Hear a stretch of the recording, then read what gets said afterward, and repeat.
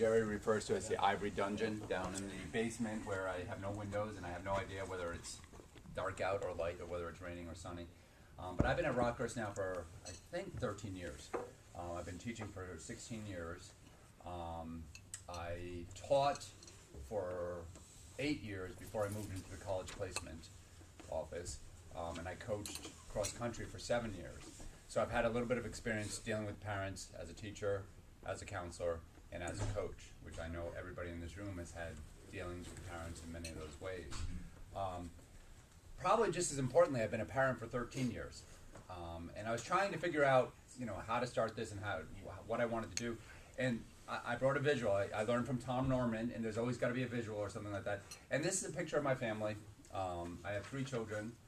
And this is a couple of different things here about this picture. I'll pass it around. Lynn Rickson makes fun of me all the time because this picture is about 6 years old, and I haven't changed it. But I thought it was more significant precisely for that reason, because when I deal with my kids, they're still that age. That was yesterday. And I think every parent deals with their kids as if that was just yesterday. And it's really, really important for us to remember that when they come into our classrooms and when a parent calls us. Because although in our mind he may be an obnoxious 14-year-old, okay, in their minds he's still their little baby. And my daughter there is actually going to be, entering high school next year.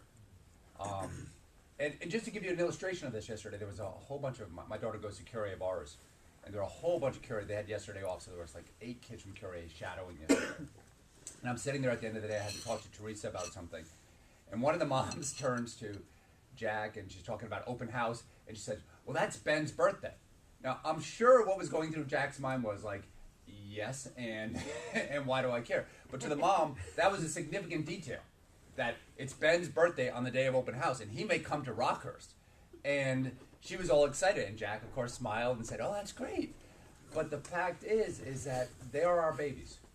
And no matter how hard we try to separate that, and no matter how hard we want them to grow up, we see it as our position to protect them as long as possible. Giving them up to everybody in this building is a hard, hard thing. And I see myself going through it as my daughter's entering into high school. Giving it up to say that these teachers are going to influence her and I'm going to listen to these teachers rather than to myself is a very, very difficult thing. And that's an extremely important thing to remember, and I try to remember that every single day I'm dealing with a kid, even if they're 19 years old. In their parents' mind, they're still a kid. Then I started kind of trying to come up with dealing with difficult parents, and I wanted to get a good story to start it. And there were 1,000 different ways I could go with this. But then I remembered that probably one of the best stories, and I remembered this because I was 21 years old. And it was my first job out of college, and it had nothing to do with teaching. And I was working for the Department of Labor and Workers' Compensation, the most thrilling job any human being could have. It was fascinating dealing with processing workers' compensation claims. And it could actually get pretty stressful because if the person didn't get their benefits, certain things could happen. Like they could get their electricity turned off, they could, run into problems with their landlords, etc. And this one guy, he didn't provide the right medical information, and so I explained to him, you don't have the right medical information. And he said, well, what do I, he started getting increasingly belligerent. And finally, he started telling me, he said, well, he's like, where do you live? And I'm like, I'm not going to tell you where I live. And then he's like, that's because you're, and excuse the French here, but he goes, that's because you're a pussy. And I'm going to come down there and I'm going to kick your ass. And he keeps going and going and going. And being the 21-year-old professional that I was, I answer by saying, ooh, I'm scared. And my supervisor was sitting about 3 desks away from me and hears me do this. And, and I felt really justified. I said, ooh, I'm scared. And I hung up. And he turns to me and he kind of looks at me and just sort of says, really? And he was right. And what I learned from the experience is, number one, I was extremely embarrassed by the process because I had let my emotions get ahead of me. And then nothing constructive had been accomplished. Rather than it having been something where the person could have learned from it, I could have learned from it, basically I degenerated to their level, and I made fun of this person, and now we had to begin the process all over again. And so when I left it, it was a pretty memorable day. That nothing had been accomplished, and I kind of feel sometimes like it's the same thing with parents. The older I get, the easier it is not to lose control. The younger I was, the harder it was to kind of not let my emotions get the best of me, not respond to them in a sarcastic manner, not kind of be confrontational. I still have to remember it every single day. Okay, I still have to remember every single day that when I'm talking to a parent, no matter how frustrated I get, I have to remember, number one, again, this is their baby. Number two, I have to treat them like a professional. A couple of different things that I've learned, and this is, it may come across a little bit like sexist, but especially in the college placement office. What I get with dads generally is this is a problem to be solved. A dad will say, this is a problem to be solved. How do we solve it? Here's my plan. I had one parent as a college placement counselor who basically said, well, I've got a marketing plan for my son.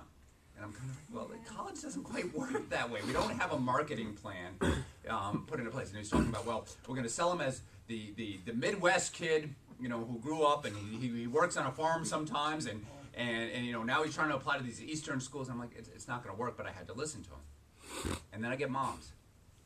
And again, this might be stereotyping, but I'll get moms who will rant to me for 15, 20 minutes. I have no idea what the purpose was when we're done, and they're just venting to me. And that's extremely important. I get those two things. The dad is a problem that's got to be solved, and a mom who's got... Now, and that's not always. I'll have dads who vent too, and I'll have moms who say this is a problem that we have to figure out. But those are the two parents that I deal with the most. Okay? It's constant. It's constant in our office. It's a constant situation where you have parents who are trying to solve problems. I don't understand my son anymore. 2 years ago, he was really a nice kid, and now I don't understand him at all. He won't do anything. He won't get started. I mean, so many different things. And I know everybody in this room has had similar experiences. Okay? Again, the next thing I want to do is just share some of the tips that I try to employ. They may work for you. They may not work for you. Okay? But the very first thing that I wanted to learn, and again, it's going back to this picture, is recognizing the pressures that these kids are under. When I was when I was teaching sophomore world history, I used to do a video. I used to have them do a video for extra credit about being a modern day Renaissance man. And they would be lifting weights, and they would do these videos in groups, and they were pretty funny. But one of the things I noticed when I did that is that in the middle of the video, they wanted to use a gun, like the modern day Renaissance man should be, good with weapons. And there'd be a 5-year-old in the background screaming, "You're not using my gun unless I get to be in the video." And that's a pressure that they're dealing with at home. I'll deal with a kid who suddenly, grandma's birthday was last night, and he had to go to that birthday party. So in our minds, well, why didn't you get your work done? You had 3 hours, when you come to Rockhurst, we say you're going to have a half an hour of homework in every subject every single night. Okay? Well, I couldn't. I had to go to my grandmother's birthday. And then I had to babysit my kids. My brothers and sisters. Because mom had to do something else. She had to prepare for the birthday party. And then, I had to pick up my sister from choir because dad and mom couldn't do that. And so recognizing that these kids do have a lot of things, it's very difficult for us sometimes, I think, as teachers to recognize that when they go home, there's an awful lot going on. Okay? Second is let them rant. We all rant. All you have to do is go into the faculty lunchroom, and you hear us rant constantly.